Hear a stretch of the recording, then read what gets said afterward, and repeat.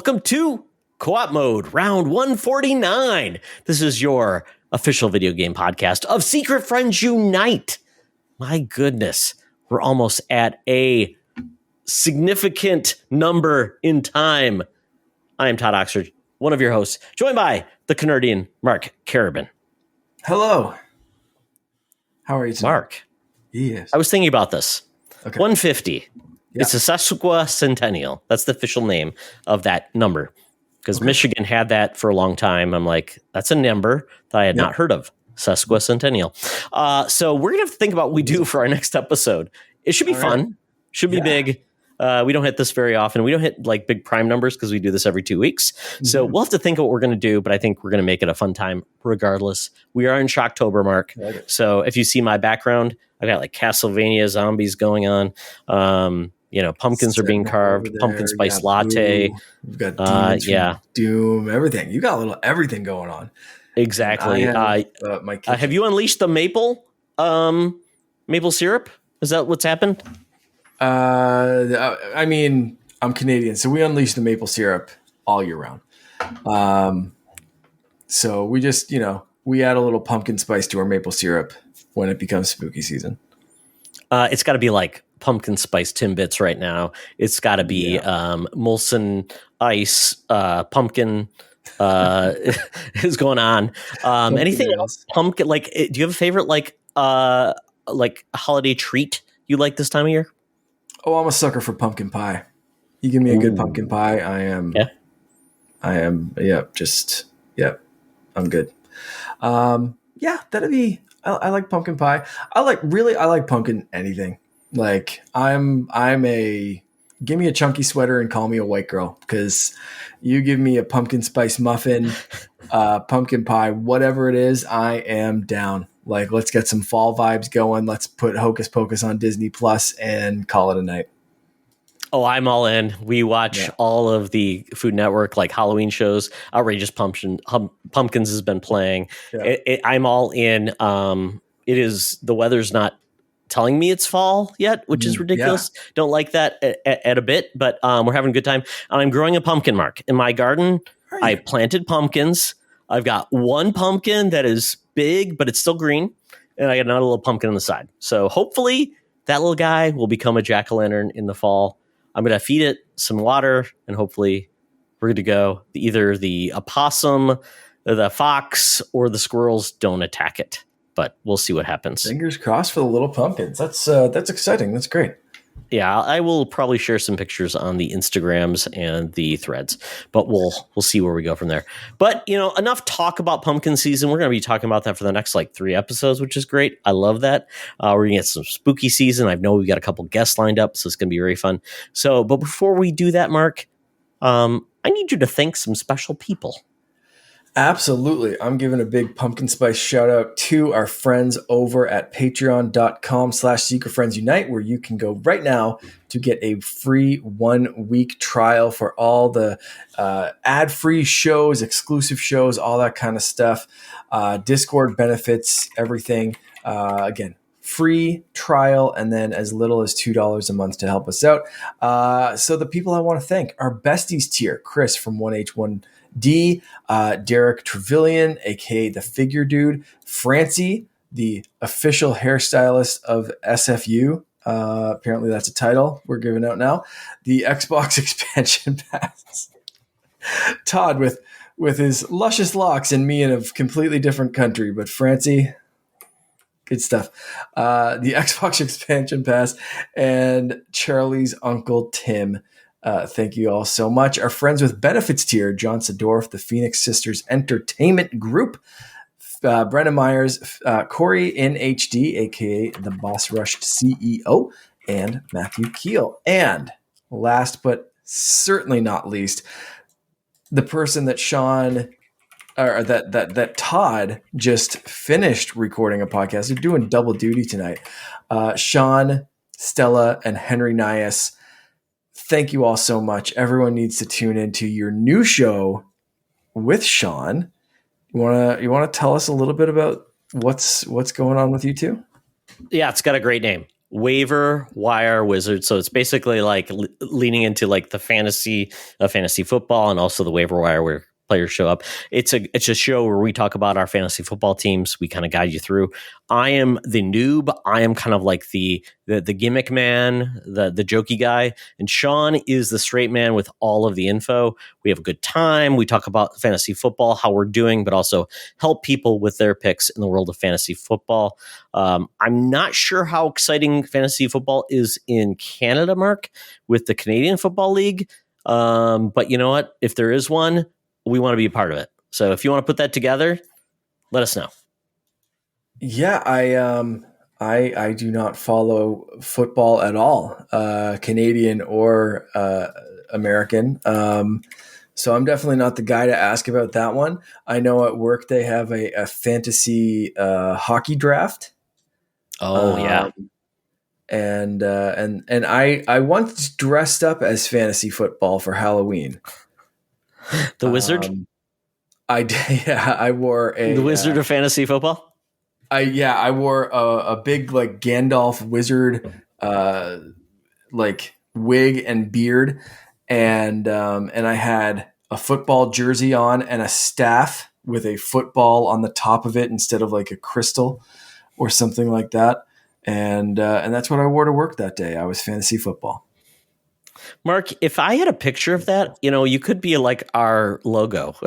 So all I'm saying is, if you want to volunteer, we can make you our logo as your. You give me 3 seconds. I'm sure I can find that picture. I will. Perfect. We would love it. And I would love it. You could be, if you want to just make a thumbnail for me, that would be fun. I could just make little quotes against it. I think it would be amazing every week, because I'm not a great, like I started with like Canva, my thumbnails. It's usually me going like with the thought bubbles, But if it could be a fantasy football wizard, I would gladly take that, and it would be amazing. So I think we're going to look for that. It's an upgrade, folks. So if you are interested in fantasy football, or you're on a Patreon and you just want to be entertained by a bunch of goofs talking about football that are Minnesota homers, check that out. And if you want to see Mark in a wizard costume, hey, we're just adding value every week, folks, is all I can say. Exactly. Yeah, that is it. Fantastic. And by the way, we will be, since we're in October, we'll be talking about our next Patreon podcast that we had. The last one was a blast. We had a lot of fun. We learned about each other, and we might regret what we learned, but I think the next one will be a lot of fun. We'll put out a poll when people will be available next time. So I think there'll be a step forward. Oh, I love it, Mark. Send it forward if you're watching on YouTube right now. Mark is showing his famous wizard with the football staff. I love this. It's good stuff. The best is yet to come, folks, as they say. Well, on this podcast, we know the best is yet to come with a great segment that probably has a couple lives left before we retire it, and that is Buy, Rent, Return, unless you request it to come back, because I'm running out of ideas, quite honestly. But this week, we're looking at Buy, Rent, Return Zelda games. So, Mark, I've picked Link's Crossbow Training on the Wii, Link, The Faces of Evil on the CDI from Philips. And apparently there's a remastered version if you look at what I'm talking about. And then Four Swords Adventure, which was a GBA game, which required 4 cables, a GameCube, and the game. Yeah. Man, these are all a mess. So Four Swords has a couple of different iterations.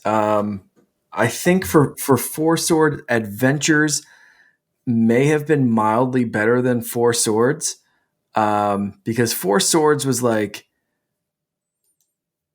I think just GBA, but Four Swords Adventures, yeah, you're right. You need a GameCube, the game itself, 4 Game Boy Advances, 4 people in the same room willing to play this crap. It's like a LAN party. And it's just like the link cables alone were just such a mess to plug into. How long were those? 6 feet? I think that long? Standard ones, they weren't even that long. Like I really don't know. Yeah, so that was such a mess. Crossbow Training, oh man, and Link Faces of Evil. Okay, so as usual, I'm going to ask a qualifying question here because these are all horrible. Are we buying the least objectionable one and returning like the trash of the trash? Or are we rewarding horribleness in this point and we're buying the worst one possible? How do you want us to go with this? Mark, I'm going to be very kind. What would you like it to be? The worst of the worst or the best of the best? I think let's buy the best of the worst and return the hot trash in this summer. Okay, perfect. I think that's the way to go this time. Okay. Yeah. Then go to town. Okay. Take out the trash. Okay, in this case, I am going to buy Link's crossbow training. I think specifically because it's the most modern of these. It, yes, kind of, used a peripheral, but I don't think you needed the peripheral. You could probably just point the Wii remote and play this one, right? So it's like $20 too, right? Yeah, it was cheap. It was fine. It came with the accessory that you needed, unlike Four Swords Adventure, which, you had to spend hundreds of dollars on other things just to play this stupid game. And I think, the Wii was home to a few of those like light gun-esque games that didn't have a ton of depth, but they were fine. They did their purpose of being another example of something to show off the Wii to someone who had only played an arcade game years ago and can point at a screen and pretend to play, something like Duck Hunt. So I think that's the least objectionable one. I'm going to buy crossbow training. I'm going to rent Four Swords Adventures. Oh, for some reason, just because you know what, you might be able to play that game, right? Yeah. It's kind of like I might be able to play that game. I think it's playable, and I mean, like those games are based off of they were based off of Link to the Past, the GBA port. The artwork, yeah.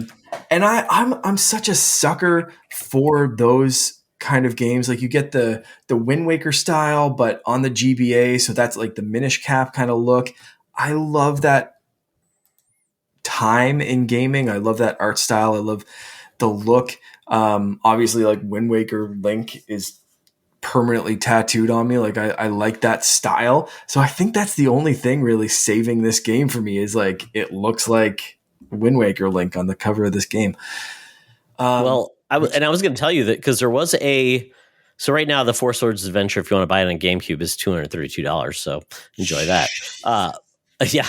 But the other part was there was a Four Swords. If you got the Legend of Zelda Link to the Past on the GBA, that was an additional game for free, essentially thrown in. So that was no bother, but it was linking up GBAs together without a GameCube game, right? That was the main difference. Yeah, that was it. Free add-on. It was a couple of hours, I think. There's not much there. It's a very odd add-on too, because it's like, okay, buy this game and then, hey, for your friends come over. And was it one of those games where you could share the game with other people if you had a copy? Or did they also need the same game? That's the weird part. It was like some games did. You didn't need it. You just your friends would show up to the party. I think this one was multi-cart. I can't remember 100%. But I think just the Four Swords, not Four Swords Adventure. I think, if I'm not mistaken, it's been a long time. That one might have... There was one of these that was released that you could play it by yourself. Because you could control all of them, kind of line them up in certain ways. Oh, that was kind of like more like Lemmings or something like that. You would almost like with the four Marios and something where you're like, I'm controlling you. Yeah. And my Lemmings. Someone's listening and they know this. Please DM me or write on Discord or something like that to tell me what game I'm thinking of, or if I'm way off base for this with my 25-year-old guess. When was this released? 2002. So yeah, like I'm not too far off, like 22 years ago. Yeah. But yeah, one required the GameCube, one did not. It was GBA only. Yeah. So that leaves Faces of Evil to be returned because those CDI games were just like, what? Why? What was Nintendo thinking? What? Yeah. Why? This is their FU to Sony. Look what we're going to do with CD technology. Yeah. Like everything, the art style, gameplay. Just all around no. So that's those are my choices and I'm sticking to them. How are you feeling about this? So this is going to be a weird one because I'm going to say buy Link's Crossbow Training. I did play this game. It's $20. It was fun. It was basically using it was a first person shooter on it was fun. I enjoyed this game for what it was. It was cheap and it wanted to show off the technology. Totally get that. Wow. The next though, this is the problem. I didn't own a CDI, so I can't even play that game. So I guess I'm going to return it because I'd be like, hey, I got this game. Don't have the system. Thanks, Grandma. Well, I heard you like Link. That and the system. Oh God! Imagine how much that would cost. Was a CDI like $80-$100, and here's a copy of like the Encarta dictionary and the CDI. What else was on the CDI, Mark? I don't know. I really don't know. I think it was probably Encarta dictionary, and that was it. Maybe like a weird Marky Mark video back in the day. That was that one video remake on MTV Video Maker with Marky Mark. And somehow 3 Zelda games: The Faces of Evil, Wand of Gamelon, and Zelda's Adventure. We got Hotel Mario. Oh God! There was a version of Tetris, Sesame Street, Dark Castle, arcade classics, including like Miss Pac-Man. That kind of stuff. Good. Seventh Guest, Dragon's Lair. There were some games. CDI technology at its highest. Seventh Guest. Yeah. Wow. And the worst controller in the world. It was kind of like a remote control that quite honestly was not meant for any type of, that was part of the bad. So you know what? I will take Four Swords Adventure because quite honestly, in this version with the GameCube, I couldn't even play this because quite honestly, it's me, my GameCube, my GBA, and myself. So I'm like, I'm just hanging out by myself? Can I do it by myself? Don't know, but at least I could try and I could return it. But the Faces of Evil, Mark, I don't even know what I'm doing. I'm like, CDI was probably like $800. I had to watch an infomercial on TV to get one. And then I got this game. How much the games cost? I don't know. I don't want to know. A clue. Yeah, really. I don't. But I remember the advertisements for the system on TV. You were too young. I remember showing it. I'm like, that just looks weird. I was not even intrigued like I wanted. It was like, wow, this is bad. Wow, how much are they charging for this? And why is there an infomercial on Saturday afternoons? Well, don't know. Yeah. Wow. So sorry, Link, The Faces of Evil, and all those games. We salute you for whatever deal Nintendo made to piss off Sony. I guess it was worth it at that point, right? It was like, we don't like Sony. We're going to do our own thing. Yeah. Oh, well. I suppose I don't know. Yeah, maybe. I guess they learned something from that, but I really like. Yeah, like what was the thought process here? It was weird. I mean, there's an eerie era of consoles. It was like the Philips CDI. It was the 3DO. Oh, the CDI costs $700. Like not adjusted for inflation? Nope, that's what was priced in 1991. What? Because it was an educational tool where you get Encarta, Mark. I'm going to look up Wanda Gamelon price. Oh my goodness. See how much they were just, I assume they were just on regular CDs. Let's see, do they have a price? Sorry, folks. We're just entertaining ourselves at this point. That is insane. What year did you say that was? 1991. 1991. I mean, sales. Sold a That is respectable number of units, is all they say. I don't know. $1,360. Okay, so don't piss off like Sony and say you don't. Yeah, $1,360 for. Wow, that is astounding. And like our last episode was talking, are they pricing gamers out? Like, no, they were in 1991 with this absolute horse crap. Holy crap. my goodness. You can get Astrology 2 for $10. Can I buy a Wanda Gamelon game right now? You could get Dragon's Lair on the CDI, which is pretty cool. Yeah. Yeah, I mean, I love this. There was an NFL trivia game, which is great. Mad Dog McCree is $260 right there, Mark. So, yeah. Wow. This is amazing. So, Nintendo is in a better place now. Thank God. Just a smidge. Just a little bit better. Yeah. You don't need like 4 systems. You can play, you don't have to shoot things. You can just enjoy the games on the Switch for a minimal price. But with that, we get to what we've been playing, and it just kind of leads into this topic. We talked about Zelda, and we get a new Zelda game, Mark. Is that what we're starting this week?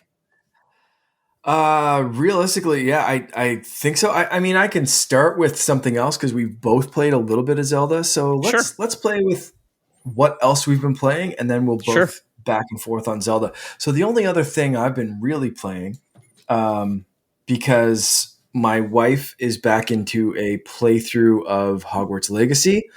Nice. My son has been increasingly interested in Mario Maker and has been playing through some of the like pre-made stages. I've made some stages for him. Oh, nice. And he's been really trying to create his own levels. And, they with varying levels and degrees of success, and I've kind of helped him along a little bit and shown him how to place some things, but he's learning. He's very interested, which I find super interesting to watch. So all that being said, my Switch time has been minimal. So I've been playing the hell out of my RG35XX SP, which has come in absolute clutch the last little while. And I've been playing, I started a brand new save file of Pokemon Fire Red. So I've been having a lot of fun with that. I'm quite proud of my Pokemon nicknames. I've got a Charmander named S'more. My usual Nidoran named Chip, as always. My wife named my Magikarp Wanda because we just watched WandaVision. I asked her what the name was. We were literally on the final episode of WandaVision. She was like, "Oh yeah, name that Wanda." I was like, "It's a Magikarp. It's going to go into a giant Gyarados." She's like, "It's Wanda."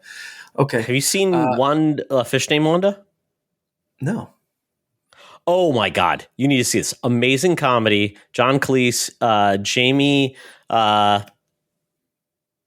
Curtis is in it, and it's amazing. It's great. Kevin Kline, very good comedy, very British. A lot of British, like Monty Python comedians. Very, very good. Fish called Wanda. I don't think she was aware of that. Maybe she was, and it just completely flew over my head. You need to watch it. It's amazing comedy. So I have a fish named Wanda, a Mankey called DK, which I call him Danky Kang, but I couldn't write that all out, so I just called him DK. A Pikachu named Thor, and my personal favorite, a Pidgey named Bertie Sanders. Is he sitting on a bench or like a chair? Cold? Maybe. Yeah. Okay. It's usually in a Pokeball, but when I take him out, definitely bench. So that's my team. I'm quite proud of it. And and I'm loving replaying that game. And I've been talking to another friend who has been playing Pokemon Emerald on his RG35XX. And I've never played that game. And I've realized that I haven't played that generation of games since it came out on the GBA years and years ago. So I think that's going to be my next one, is Pokemon Emerald. And Man, I have completely forgotten about like that whole Oh wow. generation. So, yeah, I'm looking forward to diving into that one soon. And Mark, you're playing on an official console because we know Nintendo apparently is not liking people that are Ooh, playing mercy. Nintendo systems on emulated old new systems because, even though they can't sell us those games, they don't want to sell us those games. They don't want you to enjoy those games. So be Absolutely. careful. I have my. It was around here somewhere. I don't know where it went. But I do have my original GBA, and I do have my original copies of most of the games I'm playing. So yeah, there we go. I think we're getting to the point where it's like you're going to have them on your body where they frisk you. It's crazy. We see you're playing a system, sir. We need to check your credentials. We got to love that. So, yeah. So, come knocking, send out. Nintendo.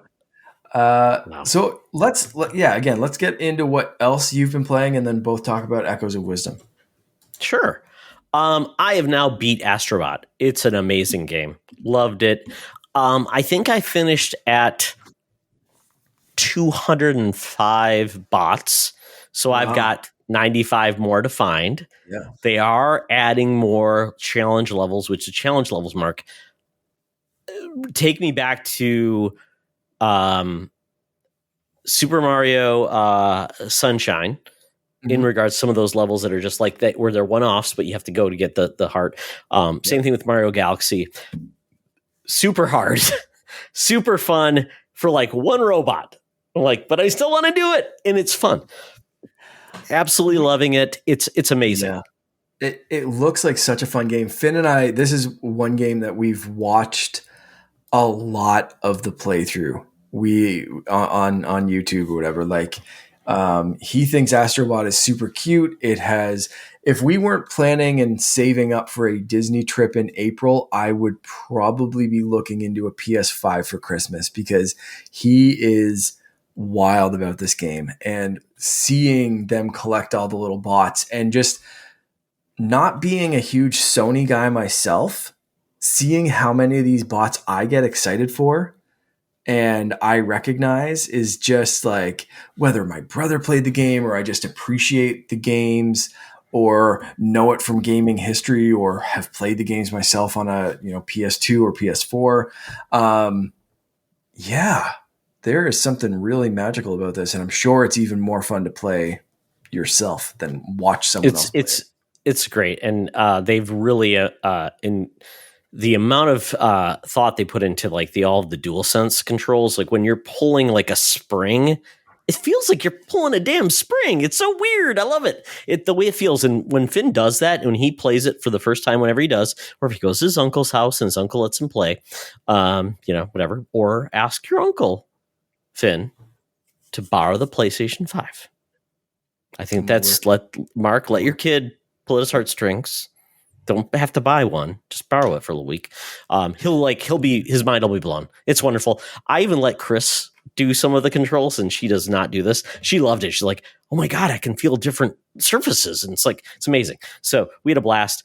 The fact, though, that I think one of the coolest parts is they allow you to basically recreate gameplay of other games. The God of War level is amazing. It's so much fun. You're playing as Kratos, essentially, as AstroBot. You're playing as Nathan Drake in Uncharted. You're playing in Horizon Zero Dawn. It's so much fun. I love it. And then when you rescue the bots and you put them on your planet, Mark, they basically create their own little spots, and then you go to little places to unlock with your coins. It's like a gotcha machine where it's like the little things you can get stuff. So it gets their little habitats, you can get different costumes, you can get different controller designs, and it's great. So you go around your land and you hit them and to see what they'll do. So you got Dante from Devil May Cry, who's hitting things and hitting up and blasting with his guns. It's so much fun. I love it that they did that, and it's just so much fun. Absolutely a blast. It makes me want to go back and finish the game, but they are bringing back a couple more new bots. I think the Helldivers are coming in, and they've announced some other ones, and they're bringing in some new trial levels, which are great because those are the ones that you're I'm not doing this again. Just one more time. It's so much fun. Love it. Yeah. And the music is amazing on every level. You feel like, oh my God, it's a technical one. There's spooky levels, which make you feel like you're in like Luigi's Mansion. It's an amazing game. I love it. You know what? Other people may get mad that it's like PlayStation, getting into that like member berries, but you know what? Everybody does that. Everybody wants those things that take them back. So highly recommend AstroBot. It's only, I think it's $60 and you can get the other stuff. So it's not as bad as like $70. So it's pretty good. The other game I played, this one's weird because I really wanted to love this game. Plucky Squire. This is on PS Plus right now.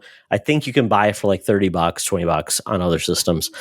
This is the game that looks like a picture book, but as the character, the Plucky Squire named Jot, jumps out of the book, turns into a 3D adventure game. And it's very cute. It uses like word puzzles where on the printed page, it'll like describe something. You can hit one of the words, take that word, switch it out with another word in another part, and it would change the level. Like a dense jungle turns into a sparse jungle, so you can get around. Or it's there's drought. You can add in the word to make it water. Very cool idea. There is also some abilities to then add in like a spin mechanic or throw your sword or do these things. So it feels very much like a Zelda game. You've got a little party.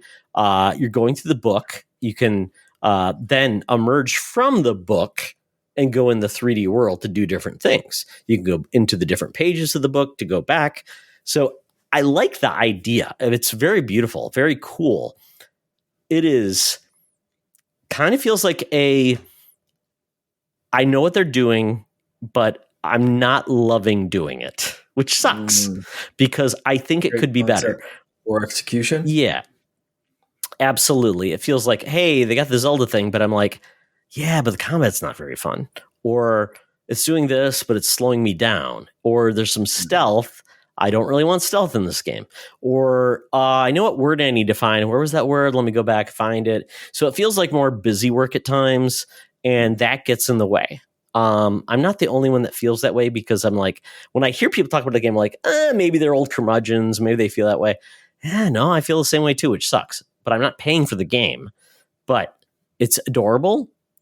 It's wonderful when you go from the every time you go from like the page of the book into the world, it looks amazing. So I like what this developer did, and if they can do something better in the next game, I would love it. But it's a game that is a mixed bag for me, but I like what they went after. Yeah, very cool art style. But yeah, I've heard the same thing a few times, that it's cool in concept, not so much in execution. So it does feel a little bit younger age too. It feels like for a younger person, they might like it more, but I was scared. I'm like, they might be bored though, because the combat's few and far between at times. I don't think kids like stealth elements where they have to hide between the beetle and go from there. And then it's like, oh, where did I see that word and change it out? It feels like homework, Dad. But it's a video game, kids. Do the homework. Yeah. So, hard to do that when there's an actual Zelda game out. And yes, like one thing that I forgot to mention, but like TMNT, Shredder's Revenge just dropped new DLC introducing Mona Lisa and for free. Mondo Gecko. No, the update for free was the soundtrack update. They did so this soundtrack. You get that for free. Is this part of a season pass or just a one-off purchase? One-off. I think it was like $5 Canadian. Okay. So like what's it, like $3, $4, something like that US. Sure. Like stupidly cheap for 2 extra characters. I don't think there's anything extra. Finn and I just jumped in again, played the 2 new characters in some stages we had already played, and I really haven't dove back into it since then. But like when that's the kind of fun you can be having, and there's other things, the fall's starting to pick up. There's a lot of new releases. So Plucky Squire might have just released at an unfortunate time for a game that's reminiscent of other games, but doesn't do anything as good or better than some of the games that are out right now or coming out in the near future. I'd say wait until it comes on a game service that you subscribe to, or wait for a discount. That's the best way to put it. Yeah. Very cool. So that leads us into probably the main thrust of the show, which is a little game with a new main character you might have heard of, Zelda, Echoes of Wisdom. So, Mark, I was delayed in getting this game because Gamefly's like, we'll send it to you. And I'm like, oh, good. You sent it on Wednesday. I'll get it on Friday, maybe. Got it on Monday. When did you get this game? I had an issue getting this game as well, but I ended up I did get it on release night. Could not play it until the next day because I was fully ready to go. I have 2 more vouchers, Nintendo vouchers. This was going to be one of them because my wife, despite absolutely adoring Ocarina of Time as like one of her favorite games, loving Twilight Princess and a few other entries in the series, didn't seem to have a ton of interest in this game at first. Mark, I have to ask a question. Yep. When you said my wife, why didn't you say my wife? My wife. There you go. I should have. Yeah, I'll keep that in mind for next time. Yes, please anyway, do. So I was showing Finn some trailers of this game maybe 2 nights before it came out. And I was very lucky that I didn't pre-order it because she started looking at it and actually like really watching the trailers and something clicked. And she said, oh, I kind of want to play this. And I said, okay, well, does that change me from getting a voucher to a physical copy? So we can share because we have 2 Switches in the house. Yeah. It's easier to just kind of share carts when it's a single player game and it's one experience. We're not both going to buy a copy of this game because even though she wants to play it, she is fine with me playing through it first. And that's the reason I had to wait. She wants you to lose the cartridge because Finn has taken the cartridge and thrown it in the toilet. Of course. Yes. So that's the reason I had to wait till the next day to play it because she and Finn both wanted to like watch the intro of this game, wanted to watch a little bit of gameplay, all that kind of stuff. Yeah. So it was a really, really great family experience, but I had to day of like rush out to Walmart and be like, please tell me you have a copy of this game left. And they did. There were plenty there. I wasn't too concerned, but so that might actually be the way I convinced my brother to lend us his PS5 because he also did not pick up this game day of and then found out that I had a physical copy and said, I might hold off, let me borrow that. An even trade. What'd you trade in? Trade. Well, I mean, we could trade for the amount of time it takes him to beat the game and the amount of time it takes. Take Finn over to his house. Yeah. He can play the game a little bit. You guys can play AstroBot and everybody's happy. That sounds great. So Zelda, Echoes of Wisdom. Absolutely loved it. So far, I say loved it. Loving it so far. I have not beaten the game. This is going to be very non-spoilery talk. Yes. Because Todd and I are both very early in this game. And we don't want to spoil it for anyone who, like us, has not put the time into this game. This divisive art style, I think. I love the art style. I love it. Chibi Link here, the amiibo from Link's Awakening. I dig it, and I'm very happy that they're revisiting this art style and giving Zelda her own game. I love her being the focus of this Zelda game, and they reference that several times in this game so far, which I love that it's self-referential, and you have people saying like, "Oh, Zelda, you're the princess, you shouldn't be out," or "I can't believe the skills that you're showing off," or like, "You can." Oh, Zelda, do you want to play with me? I love that line. Like, people, like, I'm the damn princess. I'm not playing with you, damn dirty kids. Yeah. But I find that so endearing about Zelda is this kid asks her, and to me that played across as like that's happened before. So you have this very outgoing princess who everyone knows, everyone adores, not out of the ordinary for her to probably play with the kids in the village and go greet everyone and that kind of stuff. So to see her take over the role of the hero and to step up like that and do all of these unexpected things, I'm absolutely loving that spin on it. And I didn't know how I would feel about the echo mechanic, and I'm really loving it. I'm really digging being able to play in different styles. And Finn's picked up this game a few times, and seeing a 4-year-old solve combat and puzzles and drop echoes to the point where he's been running around the house with like he had this umbrella Beds running around the house, okay. and just Sure. like dropping echoes and that kind of stuff. He's been really really interesting to see how he thinks of the approaches to different things and different paths. You can also very much go on different paths. He's in a different part of the map in his save file. Oh, really? Okay. And I copied my save after like the intro kind of thing, because he watched me play that and he just wanted to pick it up. So I duplicated my save, and we haven't branched off for that long, but in like the hour or two since my save file, he has gone in a completely different direction, and I am way over on a different part of the map.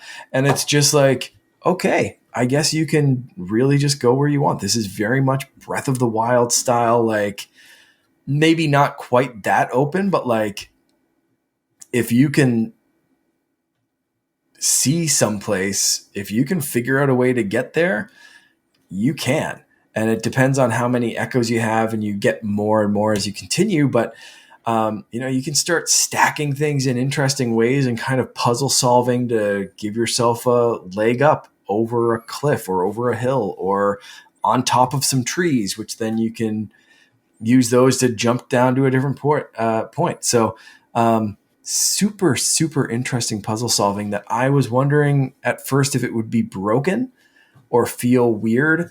But it's not at all. I'm very much enjoying it. I'm very early in. I love the intro. I love how they basically start with Link. It's a hero in like a robe, like in the cloak, which is kind of cool. And Link's having a great time. I'm loving jumping. It reminds me of Link's Awakening, which I loved on the Switch. And I'm there, and when it switches over to Zelda as Link's gets taken away, and then it feels like a throwback to Link's Awakening, where Zelda's thrown in the jail, where Link was thrown in the jail for Link's Awakening.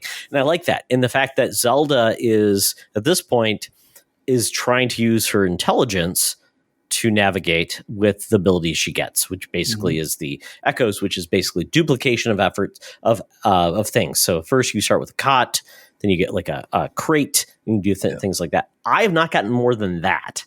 I'm like I said, I'm super early in, and I'm like, I'm going to play more, and I couldn't because I didn't have enough time. But I like what they're going with, and I know there's certain things that are going to come through, which I'm excited for. And I think based on, I was listening to DLC podcast, Joseph Moran was on there. It was great listening to Joseph, and he was sold on the game after they talked about like the fact that yes, you eventually get an ability that allows you to have some offensive skills, but the echoes also allow you to catch them all and experiment with villains and enemies in a way that is very fun. And you're kind of like orchestrating the chaos, which I think is very, very cool. It is. One, you get that ability very early on. So you will have that ability before you know it, where you basically, mild spoiler, but you get an item that allows you to basically kind of channel Link's energy and become like a sword fighter, offensive abilities, that kind of stuff. Won't spoil how it happens or anything like that, but that's basically it. And you only get that for a limited amount of time. So it's like which is great. Runs out and you're back to your normal echoes. But yeah, you're right. You can, any enemy that you defeat, the first time you defeat them, you can copy their echo, or pretty much every enemy anyway. Did Nintendo sue themselves over that? Like you catch them all, just throw a ball to catch them. Did they have to sue themselves, Mark? I can't remember. They probably did. I am surprised by the speed in which you collect echoes. Because nice. I really expected this to start off relatively slow, slowly kind of build up your repertoire. It tosses you in. I have a collection, but that's one of the few issues that I have so far. Is there are several ways to organize your collection of echoes. Sure. Like most used, recently captured. It's kind of like the Link food in Breath of the Wild, right? Yeah. It's like food, like it's like, oh my God, I got to deal with inventory management. Yeah, there's no real great way to manage your inventory. And because I think they could have probably laid it out in a better grid, because right now it's just a line. So think of like even your Switch home menu, but instead of like you have that little line and then you go to the end and it breaks down all the games. It's like the PlayStation where it's across the board and you go deeper. It's like, oh, that's not great. But think of it where you couldn't go deeper. Like there's no eventual grid that I've seen so far. It's just always a line. So and there's no like sorting, like is there any sorting? Like it's like this is like enemy, this is like offensive, this is like building. Is there some of that? Yeah, you can sort. There's I think 4 or 5 different ways you can sort it. Okay. So that helps for sure. Sure. But I still think they could have done something better. I don't know exactly what it is. I'm thinking all on one page versus like, oh, I got to go over there. What am I missing? And I'm thinking a grid rather than a line, because once you get 20, 30 echoes or whatever, like it just feels like, oh shoot, I haven't used the rock in a little bit, but I need to drop it on something. You just don't want to go over far enough. It's Where am I going? So then you kind of start to default to using the same ones a little bit over and over again until you hit a puzzle piece. But I find for like combat, I use the same couple over and over because especially if they're close on my list, like you said, you're starting to organize or orchestrate this chaos where you drop one enemy and then you switch to the type and you drop another enemy. So you've got, let's say, again, not much spoilers because it's been shown in the trailers, but you have like, something with a sword attack or something like that, an enemy with a sword and a bat. So you could have like attacks from the air that are distracting the enemies, and then like the knight or whatever with the sword comes and chops the enemy and defeats it that way, right? So there are like distractions and different combat things, and you, again, like you said perfectly, you're organizing this chaos or orchestrating this mayhem. But like I like to challenge myself and say like, oh, maybe I can drop a different enemy, or maybe I can try this a different way. But again, if you don't want to do that, you can probably just spam the same ones over and over again and kind of make it's a mattress adventure. Yeah. Right. Yeah. That's a joke, right? Could I just beat this with mattresses only? I think is one of the internal jokes. I was going to ask you, Mark, in regard to this, is there like any like refresh time? I know we know the link ability of combat is timed, but in regards to anything else, is there like a refresh to bring another enemy on? Is there a refresh in regards to bringing on another mattress? No, you're limited. So Try, your little helper who gave you the Try staff or whatever, the thing that allows you to make duplicates, you are basically that little fairy elf thing character, whatever it is, has what I'm going to describe as a tail. Made of, I think you start off with 3, maybe 4 shards. Oh, that's your like replenishment tail. That is it. So let's say a bat costs 1 shard. You can have 4 bats on the screen at a time. A knight warrior or a moblin or something like that, like a spear throwing one, I think would be 2. Right, so you can have 2 of those, or 1 of those, and 2 bats, and 2. Yeah, okay, that's cool. That's simple enough. So and they limit you. What replenishes? Is there a way to like add to that tail length to add more, or no? Yeah. So as you complete different things, I think you start off with 3, and right now I have 4. So are you going to shrines? No, just kidding. No, you get it from defeating a dungeon or whatever, right? Okay. Like the same as any other traditional Zelda game. Like that's your skill level up. That's your new. Instead of getting the hook shot, you get one extra shard piece. Yeah, it's kind of like the stamina or the whatever heart pieces or things like that. Okay, and that seems to be kind of how they gatekeep, because certain things, like let's say again, you can for the bed, for example, which is hilarious, by the way, as a side piece. If you want to replenish your health when you're not in combat, drop a bed somewhere and lay down, and you just slowly recover your health. That's cool. It's hilarious because you can just be literally like camping anywhere and you're just replenishing your health as long as there's nothing attacking you. I gotta imagine some of the overworld's like, who the hell is leaving all these beds around? I'm like, holy shit! Oh, it's like free bed. Right? That's how you replenish. That's how you replenish your shards. So the second you're done with it, you call everything back, and then you have them to work with again, right? Or as you move on to a different section, they automatically kind of get recalled. So nothing really stays permanently in the world. So back to my point. So the amount of shards you have, that's kind of how they gatekeep in this game. So you may come to a point where there's a cliff face, and let's use the beds as an example, because you can kind of stack those like stairs. So you might have at that point 4 beds that you can stack, but the place you're trying to reach, you need 5 or 6.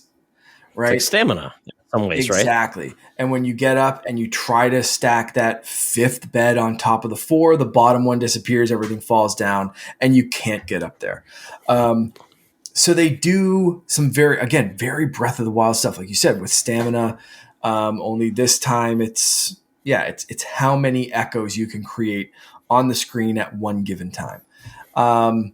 Plays very interestingly with, again, even the attack and the combat mechanics, because at times, you could send, like there's times that I'm like, okay, I'm going to send 4 bats at this enemy, or I want something with a little bit more force, and like 1 bat or 1 thing, like I said earlier, to distract that thing while something else comes up and hits it with an axe.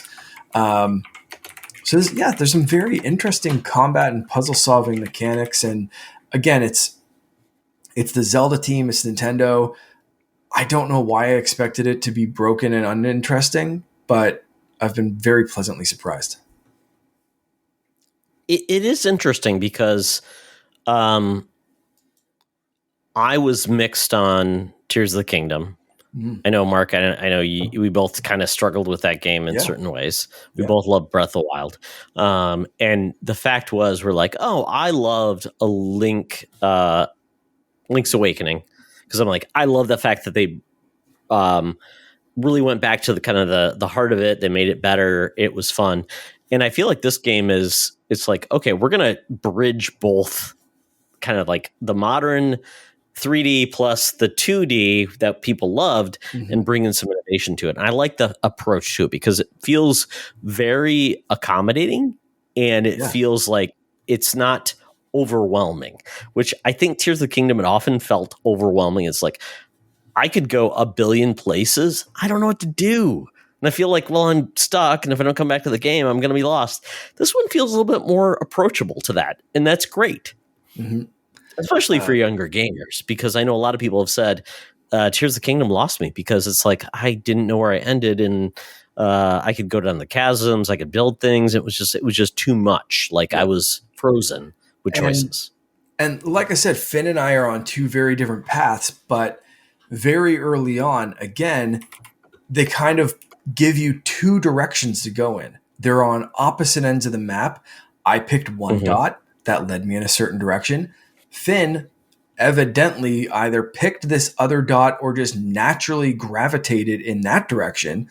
So we are in vastly different parts of the map, and he's just been figuring things out. He has echoes that I haven't seen, and I have echoes that he hasn't seen.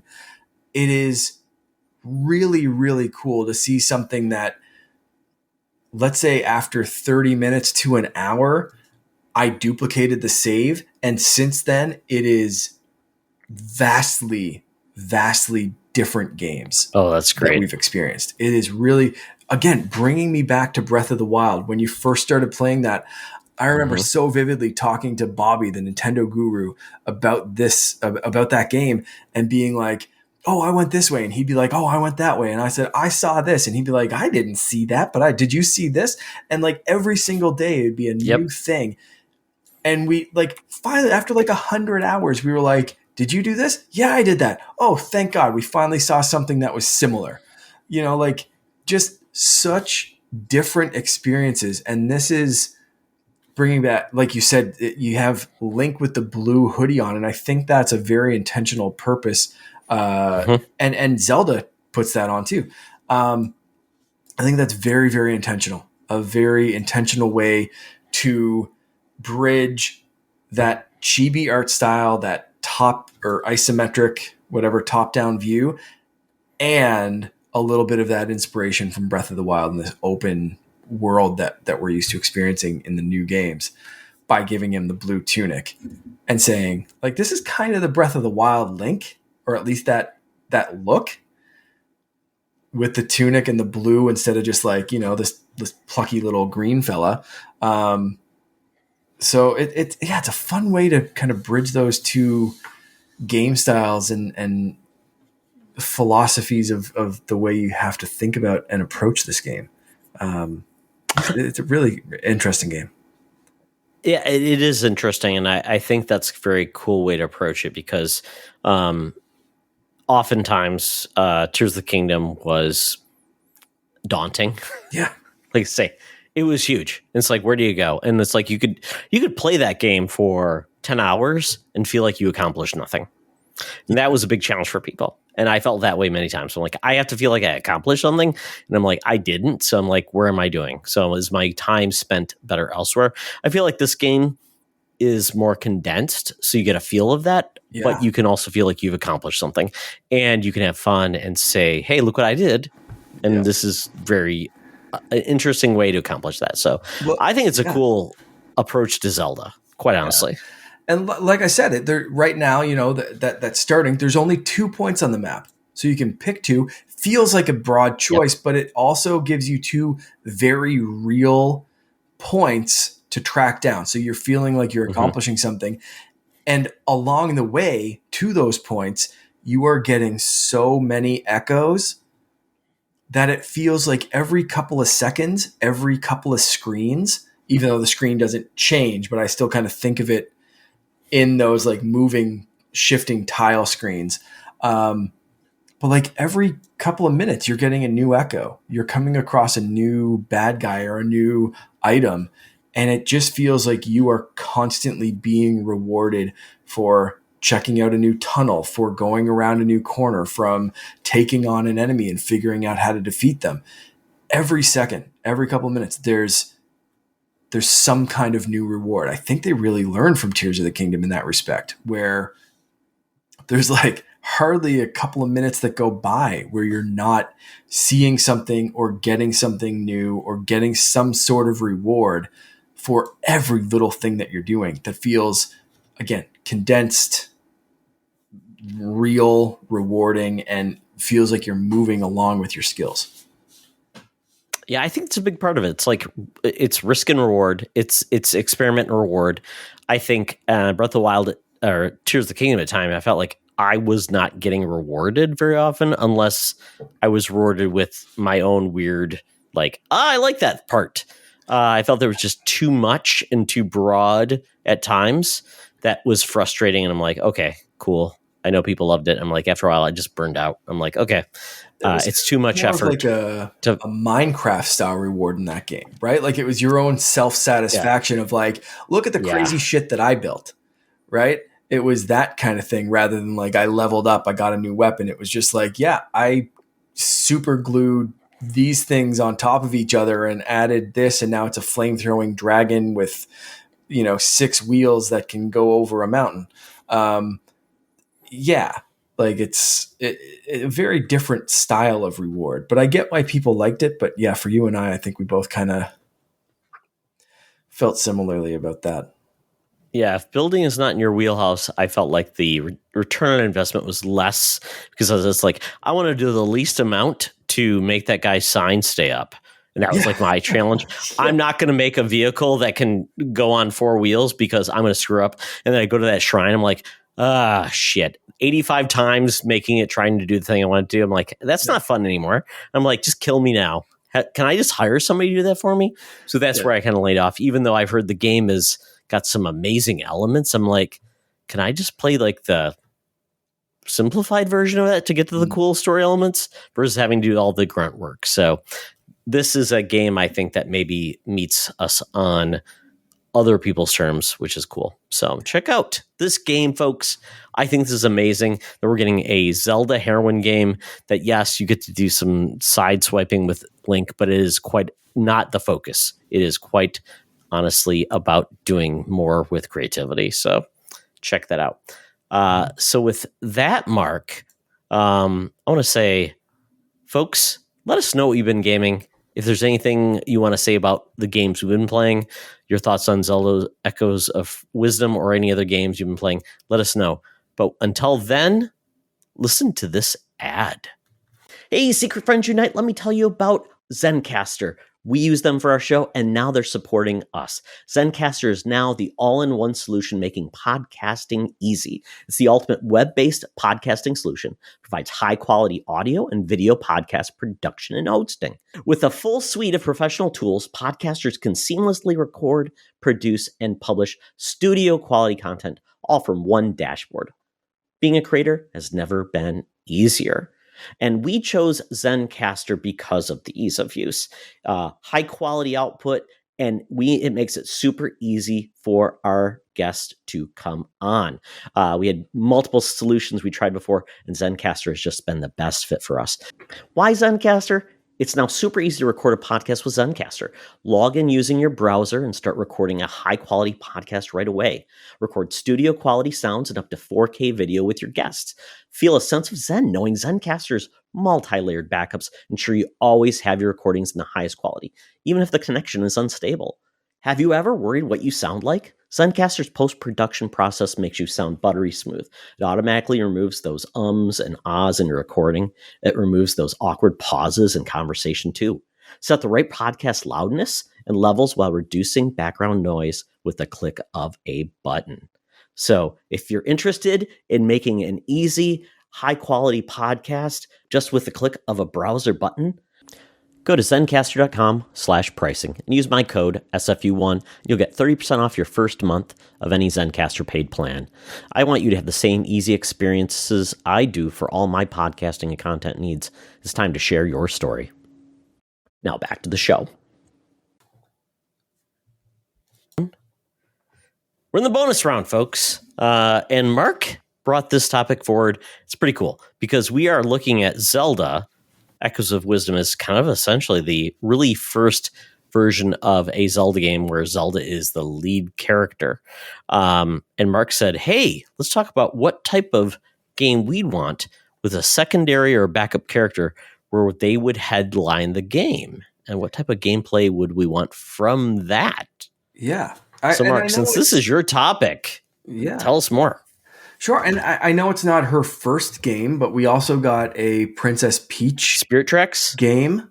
No, Spirit Tracks was still a Link game. That was still Link heavy. Was that? I thought Zelda was like a main character in that. Like she was like doing armor stuff, or you could use your spirit. Yeah, you could use Zelda to take over some armor and do some cool things, but it was but not a Link focused game. It was okay.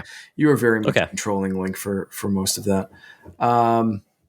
So this is Zelda's getting her due in this one. And I know it's not her first game, but like I said, Princess Peach got her Princess Peach Showtime. I think she had one game before that. But yeah, I think I don't want to say side characters. That feels a bit reductive, but like characters that aren't usually the main playable character in a game. I thought it would be interesting to talk about that. Secondary character, backup, NPC, side character, storyline character. I guess, Zelda, it's usually her story, I guess, but like how you rescued the princess.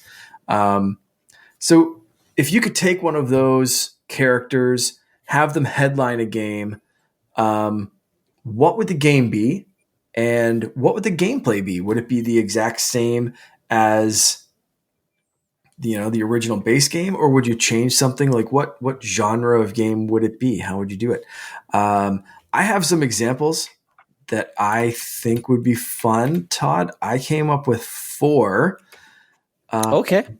What did you come up with a few, or do you want me to like pitch? Oh, I did, Mark. And considering we're right in the middle of a bunch of announcements with the PlayStation 5 with their Pro, and they also had their State of Play. We also had TGS. Yeah. So we had a lot of announcements there. And it led me to my first game. Do you want me to start? Yeah. So this is already happening, which is just crazy. Ghosts of Tsushima. So they are getting a expansion of that franchise in a way with Ghosts of Yotai. So basically, it's a forward-thinking game, which is kind of cool. It's basically saying this is, I don't know how many years in the future, but we've essentially got gunplay now with like firearms in the world of Ghosts of Tsushima, where Jin Kazama, the originally Jin, not Kazama, sorry, that's another character, but Jin, who is the Ghost of Tsushima, this is kind of like he's a legend now, and we've got someone being inspired with him, which is a female samurai, is essentially taking over with it's an era of guns in a different era. So that's kind of cool. So we essentially are leading into that type of viewpoint with the series where they can take it and go different places. So it's not exactly the same because you're like, oh, it's an existing person within it. But I'm like, this is kind of cool where it's not just the next version of this game. It's an expansion of it with a new character that is doing something different. So if that doesn't work, I apologize, but I'm very excited about this game. So Ghost of Yotai is coming in 2025 to PlayStation. Sorry. You know what? We're playing fast and loose with some rules. So if it makes you excited, I think it counts. I'm going to throw one out that's very related to Zelda, and that's a character that we've seen a ton of. We've learned a little bit on, and she's been. There have been different iterations. Sometimes she's an old woman. Sometimes she's a little bit more in line with Link and Zelda's, but maybe a tiny bit more seasoned. And that would be Impa. I think a very cool like Impa game of maybe like Impa in her youth or training, or even like, an older Impa that's still kicking ass and taking names. I don't say this lightly. I think everyone that listens to this show regularly knows how I feel about this genre, but I think if anyone could make me interested in it, it is the Zelda team stealth action game with Impa. Oh, okay. I think would be very cool. We've had tiny pseudo stealth elements in some Zelda games, but nothing really. But I think a more fast-paced action, but maybe like a little bit more focus on also, some stealth mechanics, because you're not jumping in with the Sword of Time. You're kind of like more ninja-esque with Impa. So I think that would be very, very interesting to see that team's take on that kind of genre. I like that because I think Zelda and their worlds has opportunities to expand upon certain characters, especially the Guardians as they brought them forward. My son Logan, I was going to say my son's Logan loves what is the little boy that flies I can't remember his name. Doritos? Yes, the little guy though from Tears. God, what was his name? I can't remember his name. I'm blanking. Yeah, the little flying guy. Yeah. Logan loves him to pieces, and he would want a game. I got him a phone case with him. I got a shirt because he loves the character so much. And it's like, yeah, I think any of the Guardians could have a spin-off game too, Mark. Quite honestly. Oh, absolutely. Within Zelda. Yeah, definitely. That was my next one. I think was going to be the champions. Yep. Okay, well, bring it in. You might as well go there since. Yeah. Yeah, I was gonna say the same kind of thing. Like give them, but I think that one would be more of a traditional style, like just action Zelda style game.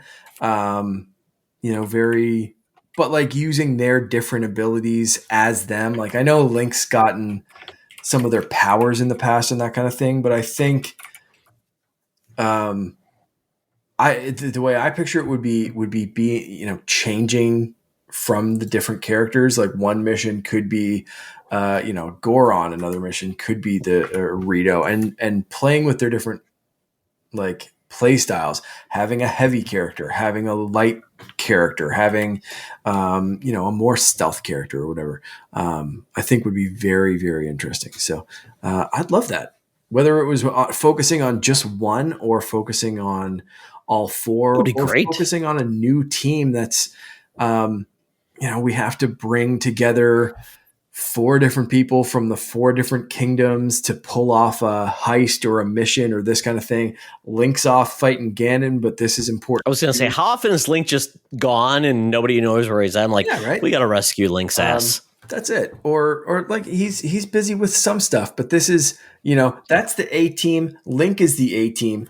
We're the B team. There's still some important This shit. is like the defenders to the Link's Avengers. Exactly. Right? Exactly. Yeah. I want to see that team have their own game. Yeah. The name of the character is Tulin. He's the little guy, super cute, like Hawk Boy, things like that. Logan loves him to pieces. Got him a phone case and a shirt. Yeah, he loves him. He's awesome. He's the guy that makes you like fly. He gives you a little extra wind, so you get where you need to go. Yeah. So love him to pieces. And whether it's them, Rivali would have been the one from Breath of the Wild. Yeah, Rivali was awesome. I loved. Awesome. God, Breath of the Wild. That extra push. Rivali was amazing. Yeah, I know. So good. Any other examples you have? Yeah, Mark. I've got an Xbox One. Okay. This is a weird one. I'm not sure how this would work, but I think it could work really well. Cortana. Ooh. Halo. Yeah.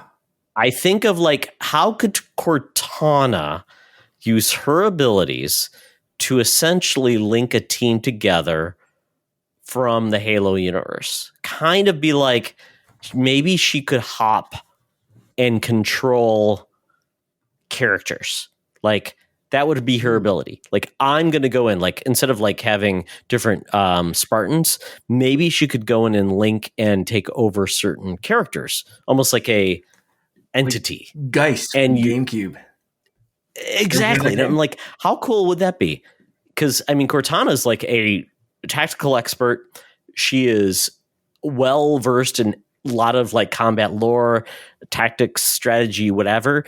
And I'm like, that could be so cool with like maybe they find a new Spartan who maybe is like a rookie is the best way to put it.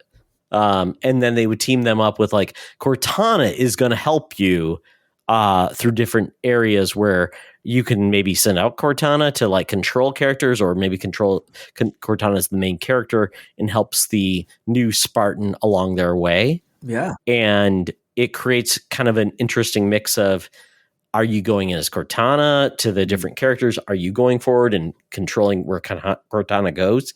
And it could create an interesting mix of like, how do we manage this? And am I the expert, or do I rely on Cortana and I take her lead? Yeah. Which would be a lot of fun. It'd be interesting to see that even from a non-Spartan perspective of like a regular person that just happened to put on the helmet.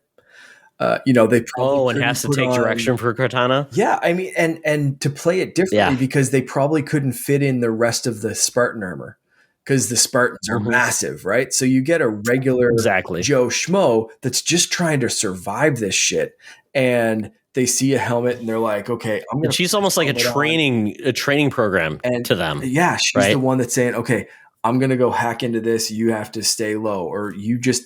Like protect this hallway while I'm doing this.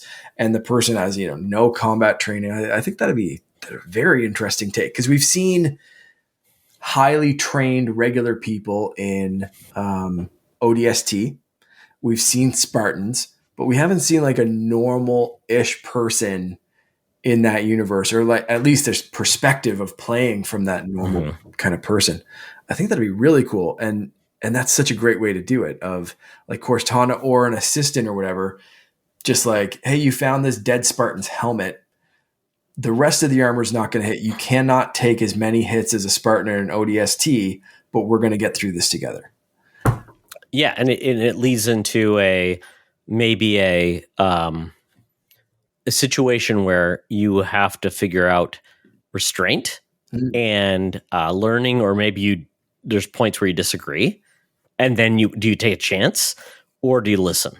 So it's like risk reward. Maybe there's a bonus for like going this way and showing her like, hey, I can do this, and it becomes like a child parent relationship too, where it's like respecting where, yeah, Cortana's like got a lot of experience, but this person may have something to add to the program.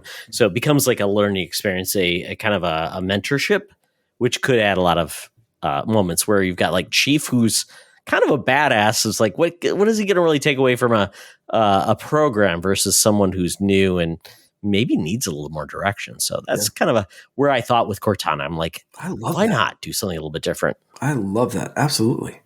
That's really cool. Okay, Mark, what's next? I got my wheels turning. All right, I've got two more. Me too. Okay, perfect. The first one I'm going to say is someone that we've seen as an ensemble. We've seen on his own versus a bunch of other people, but never had a story completely revolved around him. I'm going to say Captain Falcon in a bounty hunting game. Oh, really? Supposed to be a bounty hunter. He's going to kick ass with a big foot and collect bounties. I think throwing him in and having him do some badass bounty hunting through, and he has, fast car, fast spaceship, whatever you want, and that's how he planet hops. And he gives me 80s vibes. Oh yeah, Captain Falcon, 80s vibes. Like, could we get David Hasselhoff as the voice actor?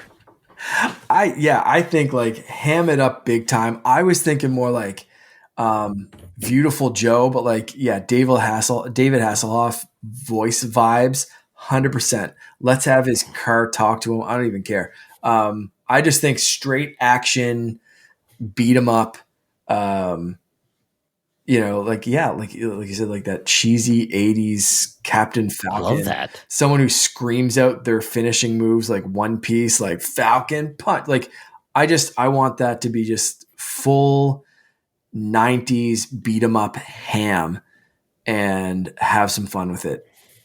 That future like cyberpunk kind of, with like that 80s tone that God, there's like a band called The Midnight that does this really awesome like synth vibe. That would be amazing. Yeah, absolutely. Like Nintendo's take on what was it, Blood Dragon?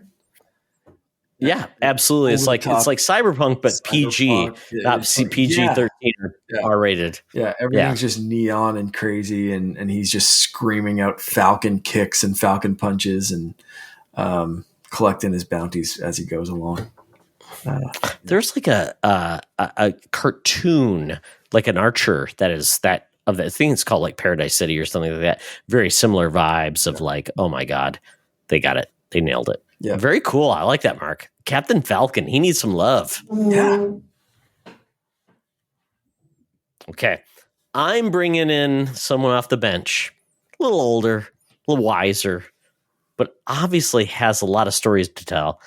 And that's Sully from the Uncharted series. Oh, okay.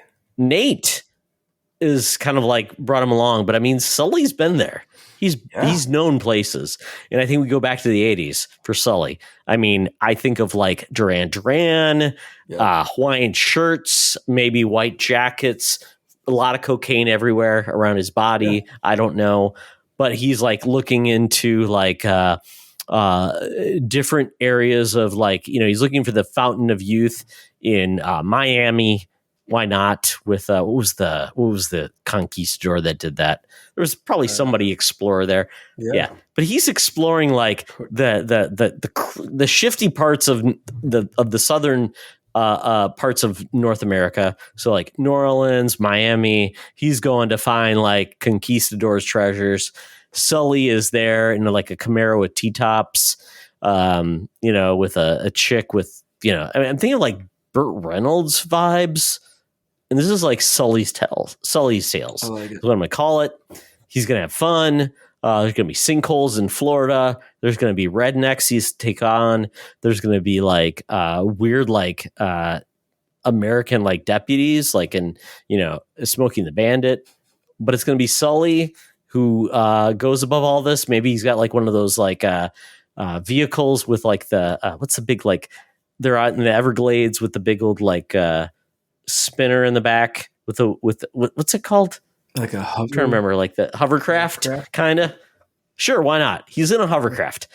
He's taking on corrupt rednecks.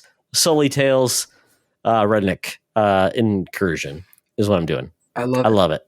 I love that. That is fantastic. Vice City meets Ponce de Leon. Yeah, let's go. Oh yeah, yeah. Lots of neon, lots of bad suits, sexy ladies, cocaine everywhere. I love it. I dig it. And yeah, I can picture that game just being. You can taste the cocaine right now, Mark, right? Yep. 100%. Don't do drugs, kids, stay in school. No, don't do drugs. My last choice.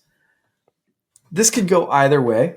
And I'm saving this for last because I don't have a great idea. I just think. Oh. Well, I don't know. So there's something there. There's something there, but you don't know. There's something there. No, you know what? I'm changing this. I just thought of something else. Perfect. My original idea, what I have written down here, is Isabelle or Tom Nook. And I was thinking like more of a Sim City style, like town planner versus Animal Crossing, where you're like, you're the resident versus like you're the planner kind of person. It's the red tape simulator with Tom Nook being like the bad mayor, where he's like, you can't zone that region because you can't do that. And I've gotten bribes to do the opposite. But it could also be like, I was thinking of something else completely, like Isabelle's big day off, and just have her going on some crazy adventure, like a toned down kiddie version of like the Legend of Zelda or something like that, where she just goes on this adventure, but it's very like baby's first Zelda game, open adventure. Sure. So that's what I was originally thinking, but I'm thinking now of the KK Slider music game. I think would be super fun. Okay. Bring back some like Guitar Hero vibes, do some like acoustic guitar covers of a ton of songs, all of KK's hits, and give Nintendo KK Slider World Tour. Is that what we're doing? Yeah. Oh, like that. Give us I want like full on too accessory. I want a plastic guitar accessory with this one. I want this full Guitar Hero vibes, but are we making merch and selling it? 100%. Are we doing that kind of stuff, Mark? Yep. We selling tickets? We take it on Ticketmaster? Are we doing that kind of stuff? Are we like hiring like roadies? Are we firing like musicians? You're going with this one. That's what I'm saying. I'm like, you could go really far. This could be a great time. I was literally just thinking, Animal Crossing Guitar Hero, but you want to throw some sim elements in it? Let's go crazy. Let's blow this out. And maybe that's like Tom Nook is like the guy who's like the corrupt manager who's like charging too much, and he gets taken to court because it's like, you can't charge like $35 for like ticket fees. Yeah, we went very different. I was thinking like Isabelle goes on tour and helps him out. You're thinking Tom Nook's the crooked one. Maybe he's the corrupt manager that ends up screwing up the band. And then I want like the Girls Forever. Yeah. Have you watched the Girls 5 Ever sitcom? No. Oh, it's amazing. So there's this sitcom on Peacock. It's probably from it's from Tina Fey, where it's basically an aging girls band who got screwed over by their manager. They were called Girls Forever because Girls 5 Ever because it's more than 4. Girls Five Ever. It's amazing. It's Sarah Bareilles is in it, Mark. That made me think of like a corrupt manager like Tom Nook. Yeah. Yeah, I'll have to check that out. So that's my idea. Something with Animal Crossing. I don't care who it is, but I like the idea of Nintendo just coming out with like a Guitar Hero version of just like KK Slider songs and other, like you could throw in some Nintendo covers, but I think a plastic guitar, I think we've talked about this before. It's time to get some plastic guitars back. Yes. Fortnite needs to do it with the Fortnite jam mode or whatever the hell that's called. But I think Nintendo could do it with this. I think KK Slider is just so great. He could play Nintendo covers. He could play his own songs from the Animal Crossing games. He could just go crazy with his little acoustic guitar and a big set. I think you can play Jingle Bells. You can play Happy Birthday. All the great Wii music covers. Exactly. Gotta love it. Okay, my last game is kind of a fun one, but it is essentially the ascension of Atreus from God of War. So this is like Atreus' day out. Oh, yeah.